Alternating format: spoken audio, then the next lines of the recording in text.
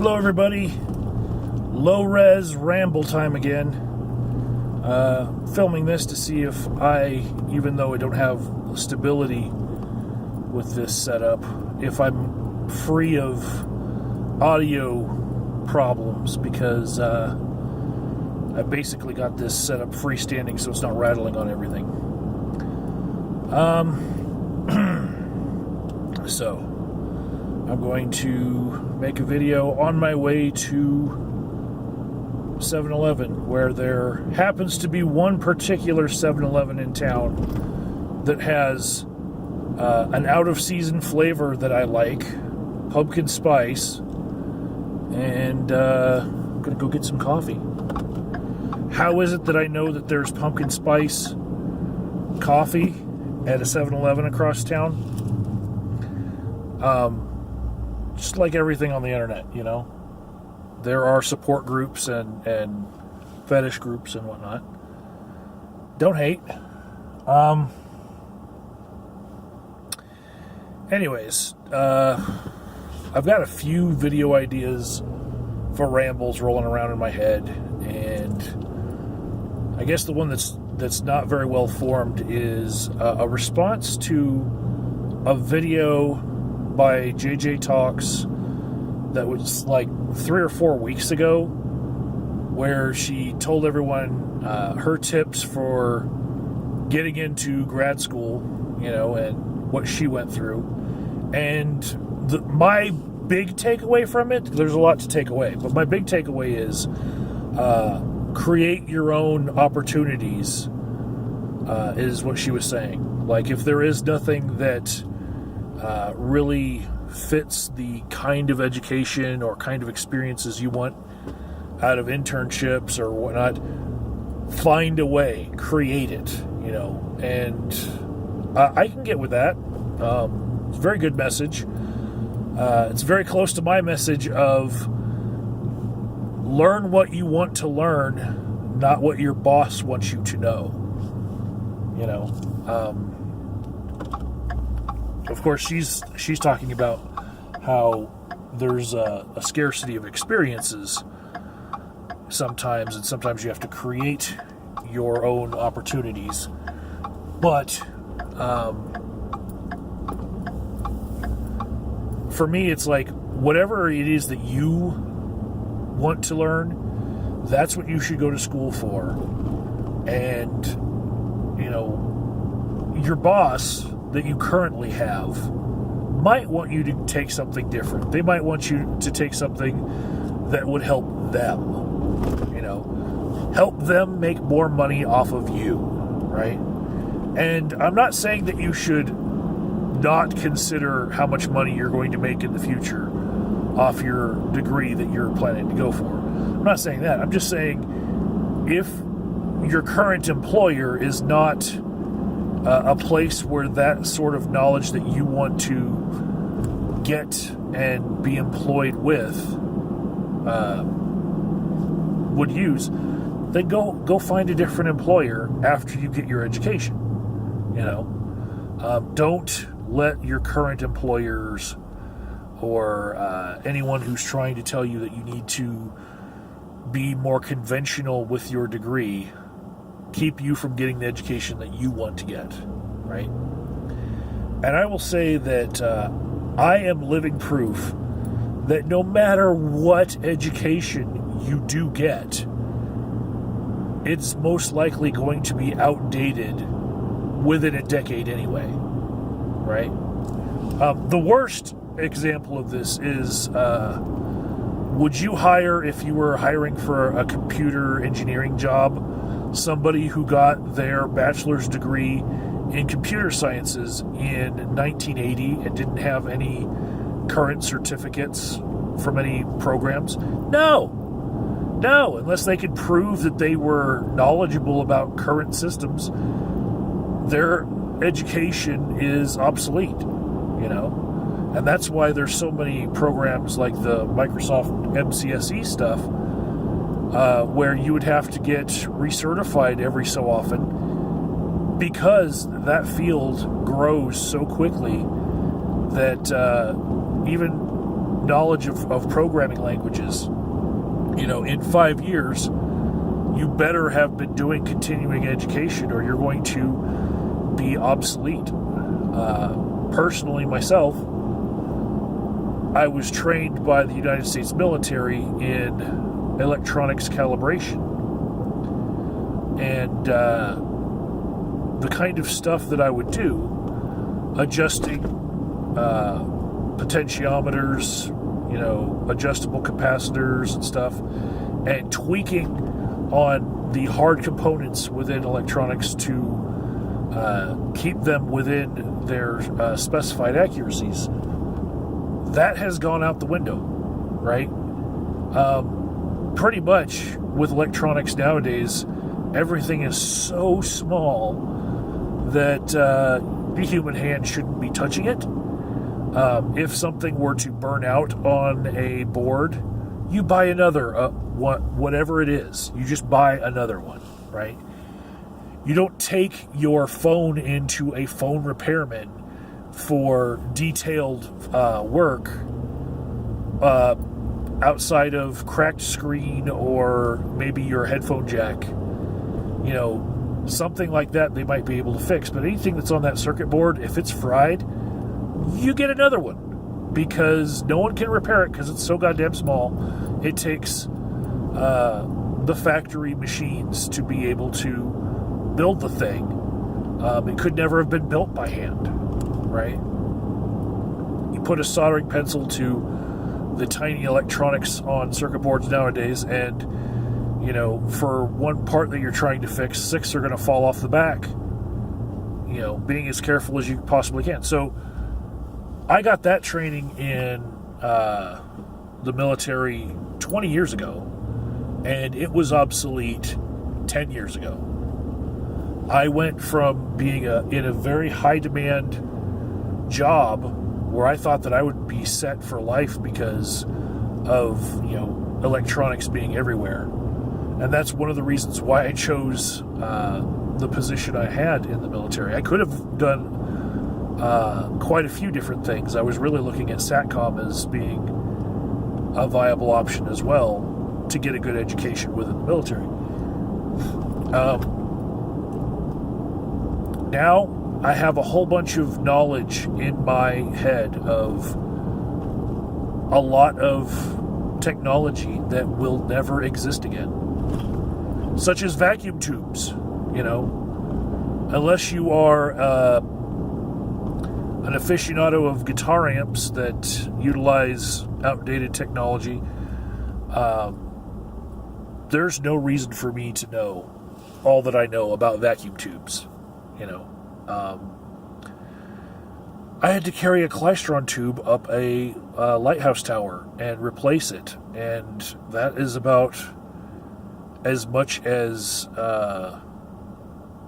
anyone could have as like the pinnacle of working with tube technology. And I don't even know that they're using klystron tubes anymore in lighthouses. Everything has gone to far more updated technologies, and short of hospitals with 30-year-old radiography equipment, you're not going to see anything like what I know how to repair. So hospitals that had old shit from U.S. hospitals donated to them in third world countries, basically, I know how to repair that shit. Not viable for a job here in the U.S. So when I went to my alma mater for my undergrad degree, I went there with the intention of learning the basics very well. And I double majored in English and psychology for those reasons. You're always going to have a human component to things, and you're always going to have to be able to read the manual, right? That's something that I picked up in the military. But in continuing with the theme of the video that I'm responding to, I'm going to tell you guys how I got in, because my high school grades were not good at all. I did not have a really good GPA coming out of high school. In fact, I finished the last semester of my high school at an alternative education high school, they called it, because I didn't meet the requirements of my traditional high school by the end of 4 years to even graduate, because I did not have enough credits for their standards. I had the state standards, I didn't have that school standards. And so I finished at a different high school a little bit later, got my high school diploma, and still my GPA from the 4 years that I spent in that traditional high school sucked, right?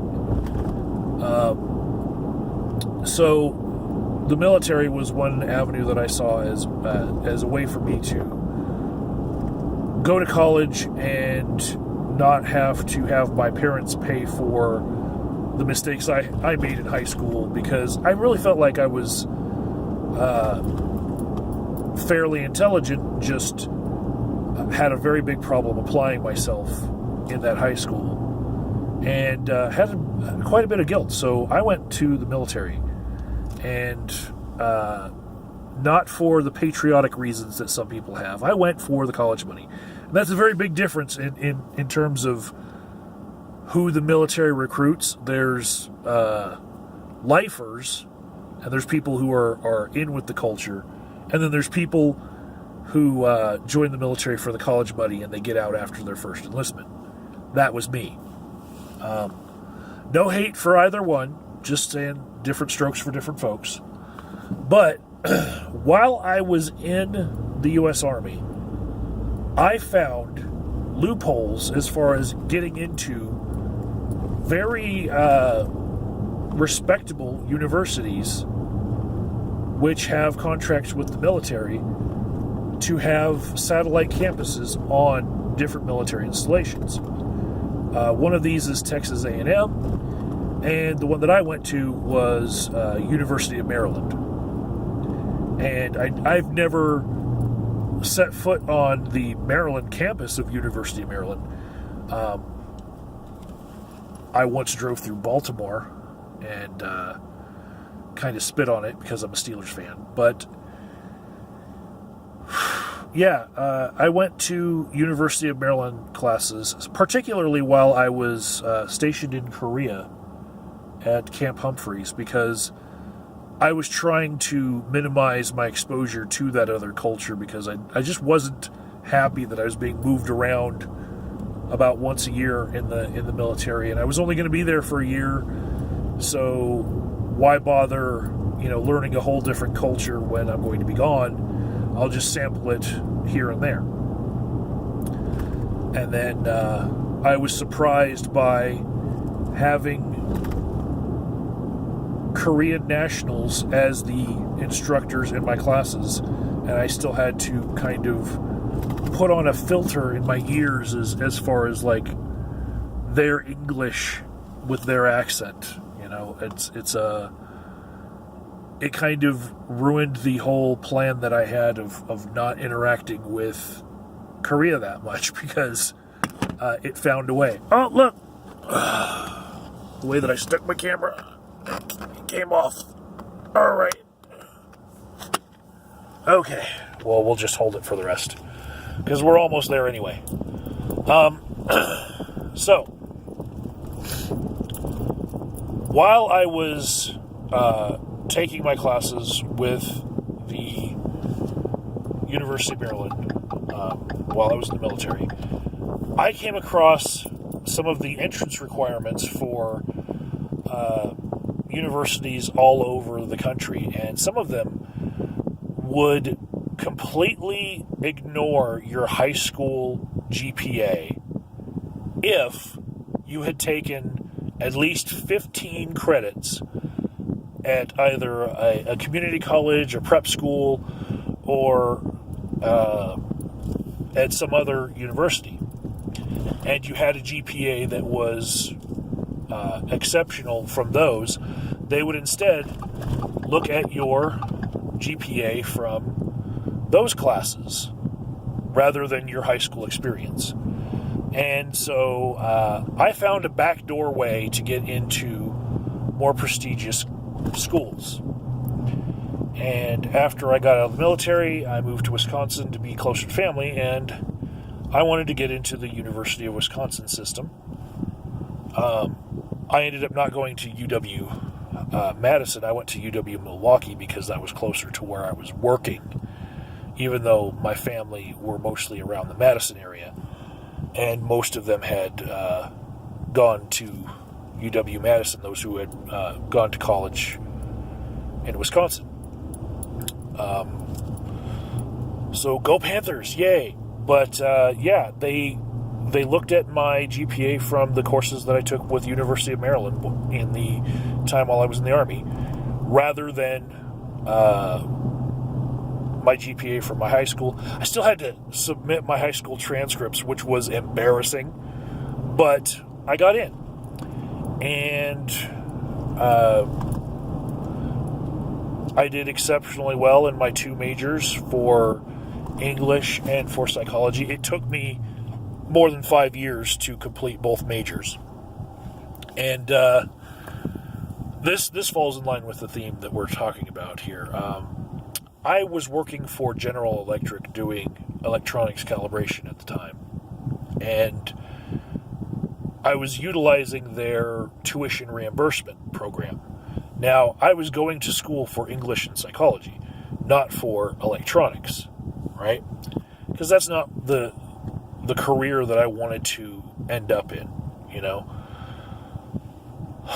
I was happy that I understood all of the workings of my guitar amp, courtesy of the Army, but I was not happy with the job that I had, especially how lonely the Calibration Lab can be, especially when you have coworkers who like to listen to either the Bob and Tom comedy show, which is very repetitive at times for years, or you have coworkers who around 10 or 11, they'll start turning on AM radio,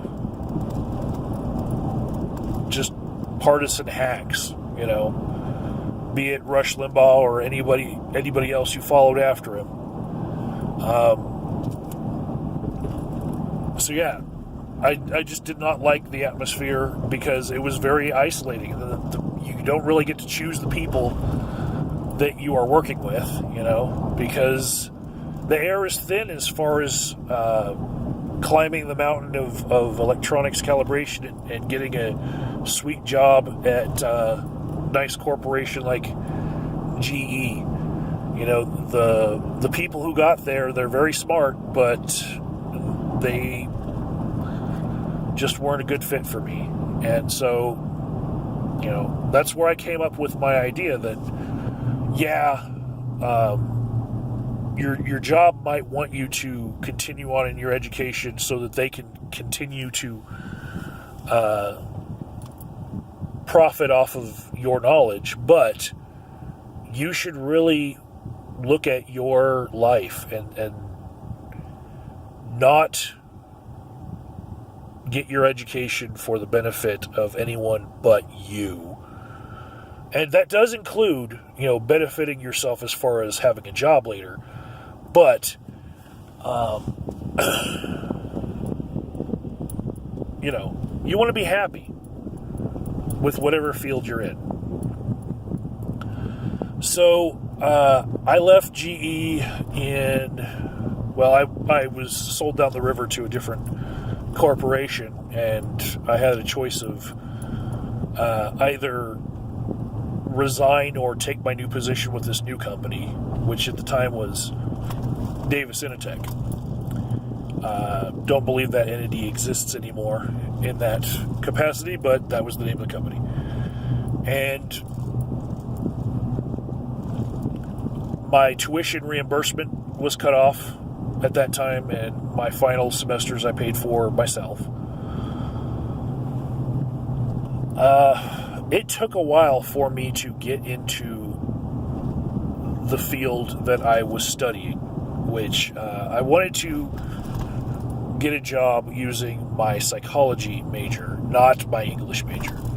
And the reason why I shied away from getting a job with my English major was a friend of mine who basically he got a job in an inner city Milwaukee school and was attacked on the job, and the student got basically a slap on the wrist, and that was after the student had broken his orbital bone around his eye with her cell phone. And he was not happy about it, and he ended up creating his own ideal job where he now goes across the country doing motivational speaking to different corporations in a way where he's a comedian, and he basically lurks around a factory for 2 or 3 days gathering material to make jokes, and then they do a luncheon and he does his act, and he works a lot of motivational things into it, but he basically gets paid to make fun of the people who pay him for the benefit of the workers in a factory, and so he has a pretty good job, right? But the experience that he had as an English teacher made me not want to be an English teacher, because I realized that I too, even aside from seeing what happened to him, I had a problem with the cultural shift of the country, in that kids are a lot more disrespectful than I was raised to be, and I just knew that I didn't want to be assaulting a minor. I don't feel like I have a lack of impulse control. It's just I believe in the ability of children to push buttons these days. I'm confident in their abilities that they can make you do things that you never thought that you would want to do. So I didn't become an English teacher, and I moved to Louisiana for a while around the start of this YouTube channel 10 years ago, 9 years ago, 10 years ago, I don't know. And I was working in the electricians union I organized in, which basically gave me, as a journeyman wireman, gave me a credential which is very similar to getting a 4-year degree in other places. I took a test, I tested out, and they gave me my journeyman license, and the local that I was in was known as a suitcase local, where they organized people in based on being able to pass that test, and then they would send them to other locals that had better work, and they would just collect your dues. But I legitimately did work as a journeyman wireman for a while. It took me 8 years for me to find a job and a living situation with my current girlfriend, Misty, where I could start to pursue being a counselor and pursue psychology as a job. So it was a long time of me not using the degree that I got because of being addicted to money. And I finally found a way for me to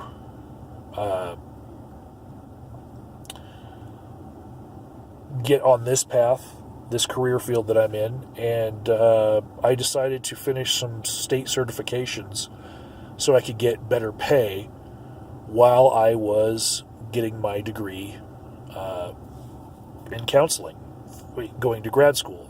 I applied to a grad school like was brought up in JJ's video. Mine did not require me to take the GRE, even though I already did. But yeah, I chose my grad school based on the licensing boards and what they require out of your degree as far as accreditation.